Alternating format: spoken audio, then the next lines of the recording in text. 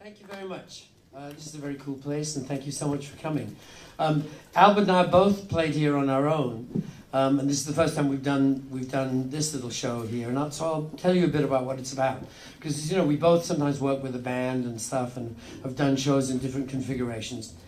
But we've known each other a long time, over the decades, and run into each other. Our paths have crossed musically here and there, and we ended up doing a couple of benefits together, and sitting in with people, and various other odds and ends.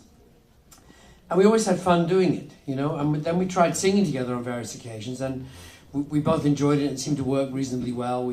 We idolized a lot of the same people. We have a lot of the same friends, so much fitted together that it made sense.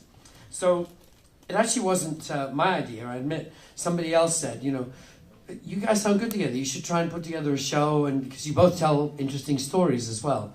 You should try to put a show together where you can sing together and tell some stories, and so we did that, and we tried it, I think, first at McCabe's, probably in LA. I don't know if you know McCabe's. It's just like a little guitar shop, very intimate kind of thing, and it was really fun. And so we'd like to do it. Think of us as being kind of in your living room, or you in ours. In other words, if anybody has a question or a comment or wants to heckle or whatever, this is totally encouraged. Well, no, one day that'll come and bite me, but so far the heckling's been amiable. But we like to think of it that way. We change the show a bit from night to night, and both of us remember different stuff from the distant past and stuff. So that's how it all works, and that's the kind of show we'd like it to be.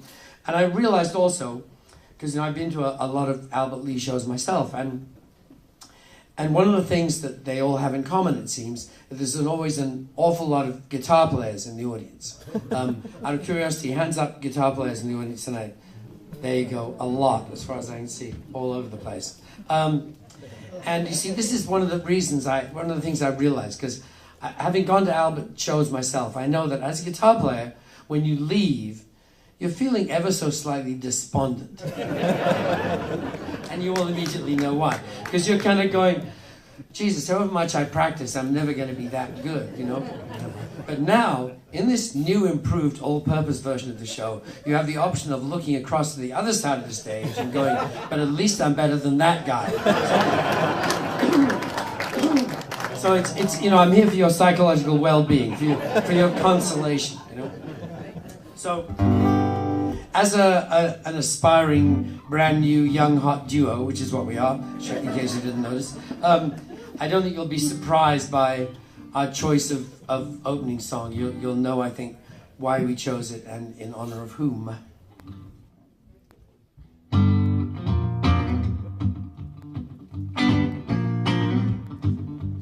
Bye-bye love, bye-bye happiness, hello loneliness, I think I'm gonna die. Bye-bye love, bye-bye sweet caress, hello loneliness, I think I could die. Bye-bye my love, goodbye. There goes my baby with someone new. She sure looks happy, I sure am blue. She was my baby till you stepped in. Goodbye to romance that might have been. Bye-bye love, bye-bye happiness, hello loneliness, I think I'm gonna cry. Bye-bye love, bye-bye sweet caress, hello emptiness, I feel like I could die. Bye-bye my love, goodbye. I'm through with romance, I'm through with love, I'm through with counting the stars above. And here's the reason that I'm so free. My loving baby is through with him. Bye-bye love, bye-bye happiness, hello loneliness, I think gonna cry. Bye-bye, love. Bye-bye, sweet caress. Hello, emptiness. I feel like I could die. Bye-bye, my love, goodbye. Bye-bye, my love, goodbye. Bye-bye, my love, goodbye.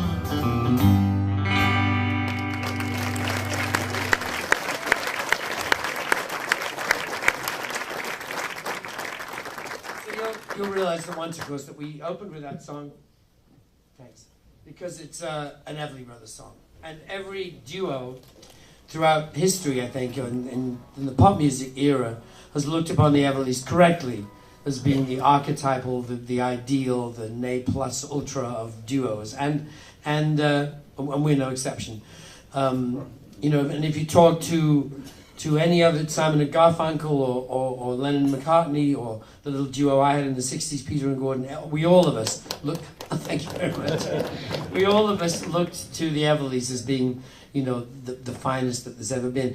The interesting thing was, of course, when I first heard them, when Gordon and I first heard them, we thought that amazing sound had kind of sprung out of nowhere. You know, we'd never heard anything quite like it and thought it was so brilliant. And it wasn't until I, much later on, was in America and getting an education in country music from various people, including from Linda Ronstadt, my friend who knows a lot about country music, and she played me the Louvin Brothers, and I kind of went, oh, so everybody's copying someone, you know, so which was some consolation.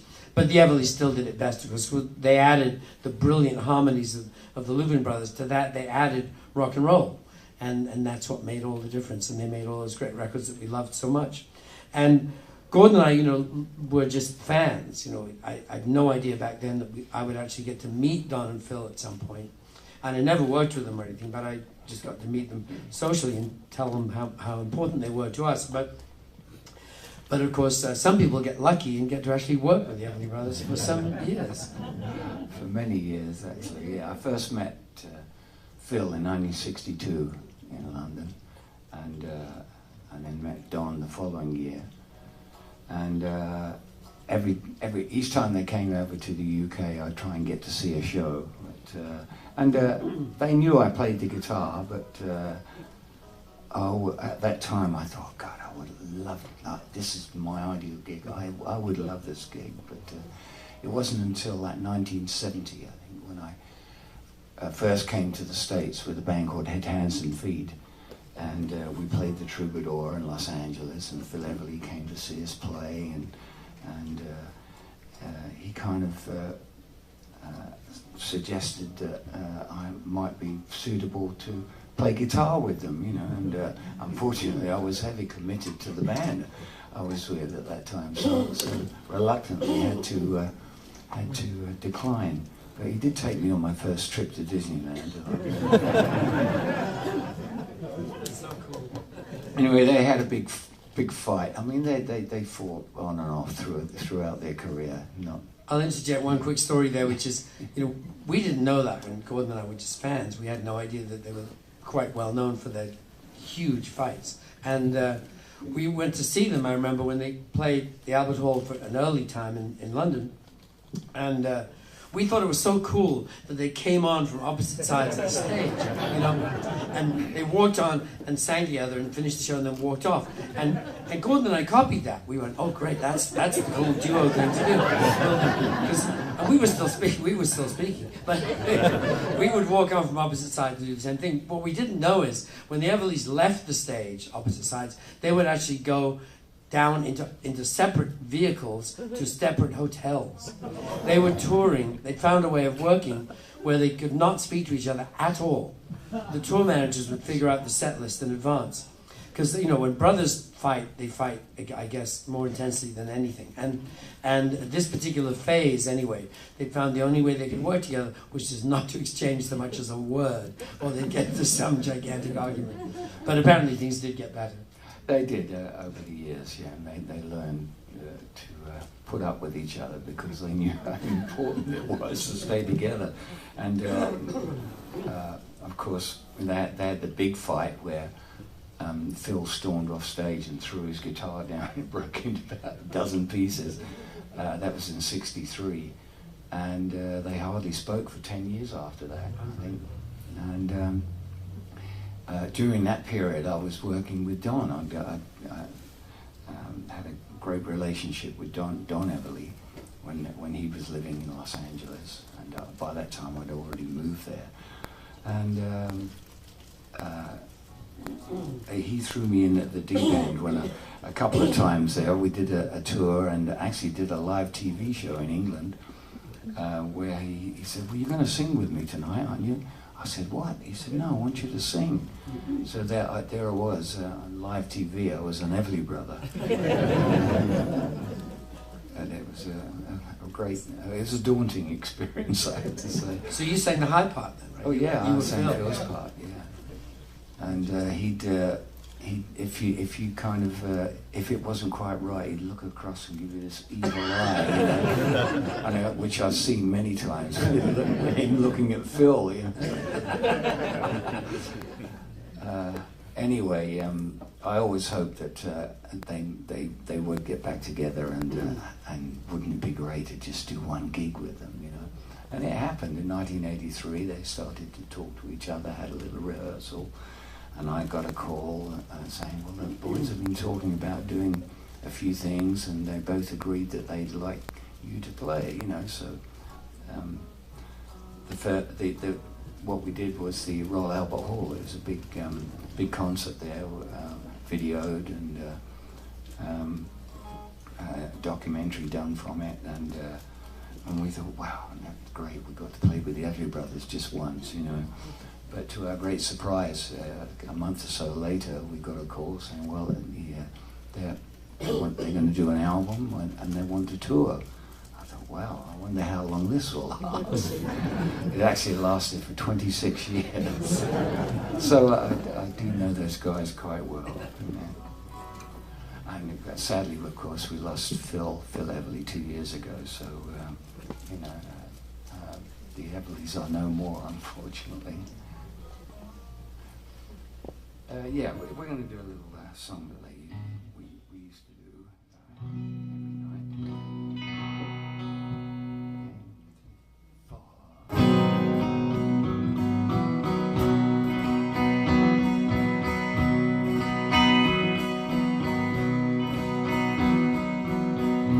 I'll never let you see the way my broken heart is hurting.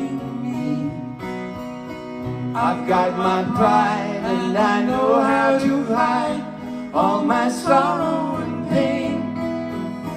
I'll do my crying in the rain.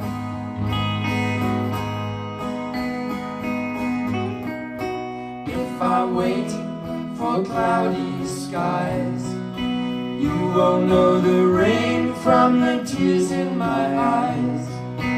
You will never know that I still love you so, though the heartaches remain. I'll do my crying in the rain.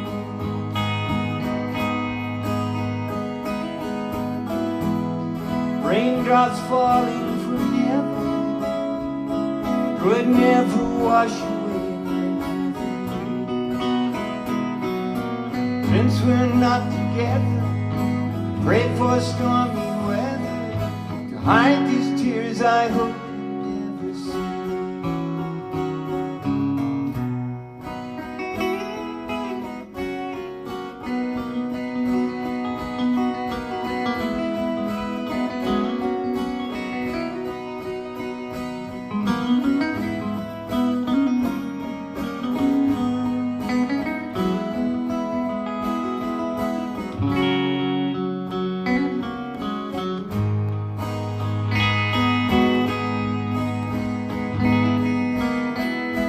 Raindrops falling from heaven could never wash away my misery.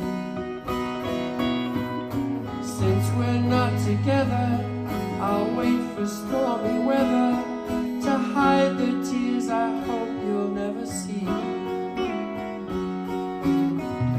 Someday when my crying is done, I'm gonna wear a smile and walk in the sun. I may be a fool, but till then, darling, you never see me complain. I'll do my crying in the rain. I'll do my crying in the rain. I'll do my crying in the rain.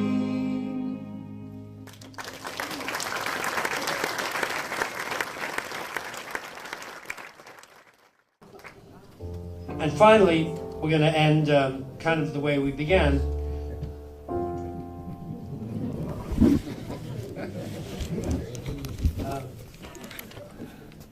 This is another Everly Brothers song. And I knew it to be a French song. I forget, to be honest, who wrote it, but originally it had French lyrics, and that's how I'd learned it first and heard it and liked it. And then I became aware of it all over again as a giant Everly's hit, one of my favorite records they ever made. And I figured maybe they'd heard the French version too, but apparently not. No, they heard it on Chet Atkins' album. It was an instrumental. I think the writer was Gilbert Bécaud. Well, Bécaud, that's right. Yeah. Because I kept thinking Charles Aznavour, but it wasn't. It was Gilbert Bécaud. That's right. Yeah. Yeah. So they said, "Oh, this is a great song, Chet. What is it?" And he said, "Well, it's a French song, but it has lyrics, you know." "Oh, it does." So they cut it, and it was one of their biggest hits and one of the big songs that we used to do every night. We used to close the show with it. It went down really well, and hopefully we'll go down as well. I bless the day I found you, around you, now and forever. Let it be me. Don't take this heaven from one. If you must cling to someone, now and forever, let it be me. Each time we meet, love, I find complete love. Without your sweet love, what would life be? So never leave me lonely. Tell me you love me only, and that you'll always let it be me. Without your sweet love, I find complete love. 'Cause without your sweet love, what would life be? So never leave me lonely. Tell me you love me only, and that you'll always let it be me, and that you'll always let it be me.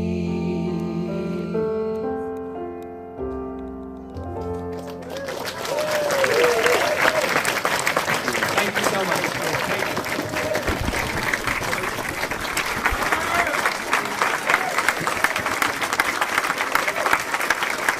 You give us a moment, we'd be happy to come up front and say hello. We have some CDs. We'll be signing stuff somewhere up there. If anybody brought any old vinyl or anything, happy to meet all of you and sign anything you have. And so on. Thank you so much. Can we have the curtains taken with us?